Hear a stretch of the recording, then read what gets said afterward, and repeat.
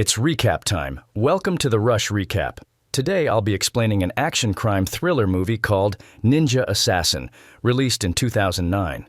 The film begins in a tattoo place where an old man is busy imprinting a design on a gangster's back. The tattoo design is interrupted when one of the henchmen brings a piece of paper filled with black sand. The ignorant goons start to make a mockery of the sand when the old man reveals a shocking tale. The old man informs them of a killer ninja and how the sand directly connects to his threatening presence. For proof, he shows them a wound on his chest, which presents a ninja tattoo. The young gangsters start to laugh at the revelation and refuse to take the old man seriously. Soon enough, each one of them pays the price. At first, one of the henchmen is slashed in the head, which puts everyone in shock.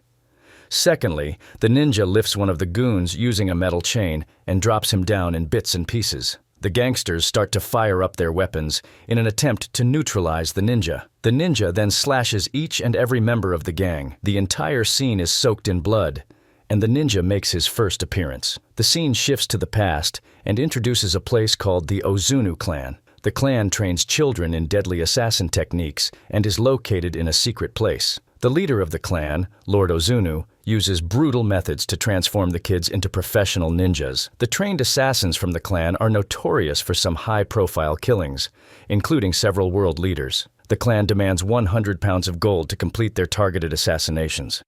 Meanwhile, their identity remains a complete mystery. In the next scene, the clan leader introduces a new member by the name of Raizu. At first, he is mentioned as the new kid abandoned by his parents. He is treated in a different manner by the leader, as Lord Ozunu thinks he will be the new successor for the group. As expected, Raizu's training is much more difficult than that of the rest of the kids. He is trained brutally and given a heavy series of punishments for failing, which is clearly denoted by his body scars. This makes him a tougher member with high-tolerance skills. Another example of his brutal training pattern comes when he is made to walk silently on a wooden floor. Every time Raizu makes a little noise, he is slapped on the feet with full force. During the night, Raizu is unable to sleep due to wounds on his feet. A young girl named Kirikou helps Raizu by applying ointment to his wounds. This is the first time Raizu has experienced any kind of. Lord Ozunu's rigorous training involves zero empathy and emotions for anyone. However, Kirikou disagrees with the clan and looks at their actions as questionable. When Raizu and Kirikou grow up, they hardly exchange words, but there is an unsaid respect for each other. Raizu becomes perfect in his martial arts and rigorous fighting techniques. In one of the fighting sessions, Raizu loses the match when his opponent cheats on him.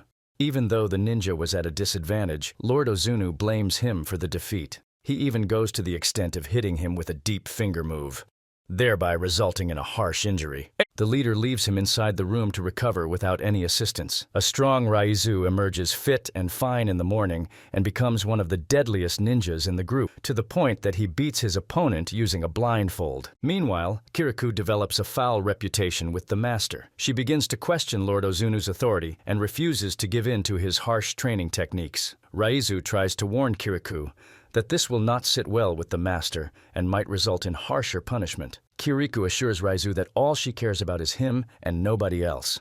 Soon enough, when Kirikou refuses to obey Lord Ozunu's command, he uses a blade to cut her face. The ninja lord then puts him in a cage as punishment. Raizu meets with Kirikou at night and comforts his friend. During another time, Kirikou makes her way out of the place and tries to escape. Raizu tries to stop her, and he explains his loyalty to the clan. Kirikou convinces her friend to do the same, but eventually elopes alone. The next day, Kirikou is caught by a clan member and tied to a pole. The clan members decide to execute her as her punishment. As one of the members strikes a sword in her heart, Raizu is left with a numb feeling. Even after his friend is executed, Raizu remains loyal to the clan. The scene shifts to Berlin, where one of the forensic teachers, Mika, discovers proof of a deadly assassin clan. She conveys the details to Maslov, her boss, who refuses to take her seriously. Mika begins to look into the case on her own and dig deeper into the dangerous investigation. We get to see a different Raizu, living in an apartment. He trains using the same technique that he learned from his master and is present for an assassination attempt. When he visits a laundry place, he engages in a high-profile fight with a female ninja. She tries to neutralize Raizu with her moves, but soon gets overpowered. When another man enters the laundry place, he finds her body inside one of the washing places, with blood coming out of the machine. Meanwhile, Mika visits the widow of another agent who was conducting an investigation into the ninja clan. She interrogates her about any information related to the secretive assassin group.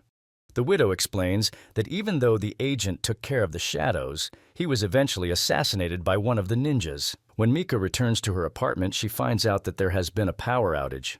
To her surprise, a ninja attempts to assassinate her, but the attack is interrupted by Raizu. The scene shifts to a flashback where it is revealed that young Raizu once completed his first assassination and attacked the leader, Ozunu. Raizu used his blade to cut Ozunu's face and eye. When the rest of the ninjas tried to seek revenge, he fell from the terrace of the building and sustained heavy injuries. Eventually, Raizu recovered from the fall and has been working against the clan members. He tries to interrupt their killings and take them down one by one. Therefore, he led him to save Mika from the attempt. He later advises Mika to change her location and clothes, as ninjas can use smell to trace her down. Soon enough, Raizu is sabotaged by Mika's boss and captured by a team of officials. He is taken to a hideout and chained to a wall. When Mika confronts her boss about the decision, he explains that it will be the safest place for Raizu. She even tries to convince him to let him go, but it is of no use. When Mika goes to offer Raizu some water, the ninja explains that a group of assassins will be here anytime soon. Before Mika could warn everyone of the danger, the deadly ninjas arrived. Even though the officials have high-grade weapons and night vision goggles, it doesn't take long for the ninjas to pick everyone up and slash them into pieces.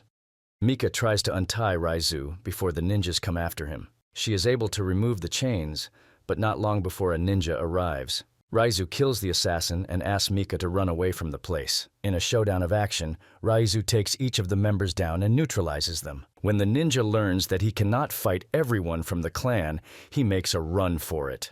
During his escape, he engages in another fight with Takeshi, the same guy who killed Kirikou. This time, an injured Raizu tries to fight back with full strength. However, Takeshi closes down on him and lifts his sword to attack a wounded Raizu. In a shocking turn of events, Mika crashes her car into Takeshi. She picks Raizu up and tries to bring him to the hospital. Raizu refuses to go to the hospital, and Mika has to bring him back to the room. An injured Raizu sleeps unconsciously when a team of ninjas arrives and abducts him.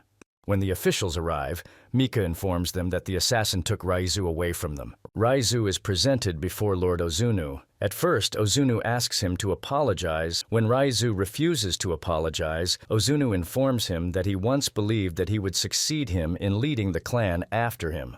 Lord Ozunu then puts Raizu in the same position where Kiriko was once executed. The master then uses the deep finger punch. Even though the moves are deadly, Raizu survives and omits blood along with a tracking device. A surprised Ozunu looks around and is soon engulfed by a team of security forces. Mika crashes through the gate with a loud explosion.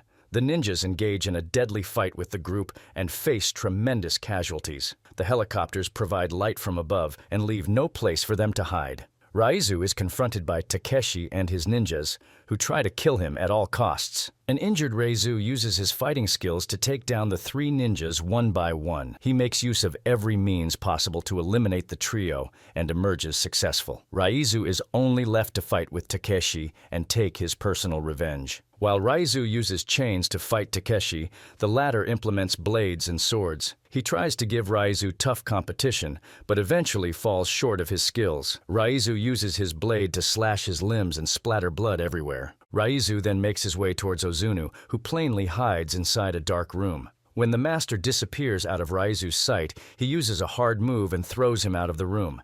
The master seemingly overpowers Raizu and asks him to apologize for his deeds. Raizu refuses to give an apology and remains adamant about killing Ozunu. Ozunu disappears out of thin air and hits Raizu repeatedly. All of a sudden, Mika appears and tries to help Raizu. The master puts a sword right into her back and kills Mika. This is when Raizu uses the same trick of disappearing on Ozunu and slices him repeatedly. Eventually, the killer ninja kills Ozunu with a blade on his shoulder. When Raizu brings Mika's body outside, it is revealed that she is not dead, as her heart is on the right side of her chest. At last, she is saved. In the end, Raizu climbs the wall of the academy and leaves the place forever.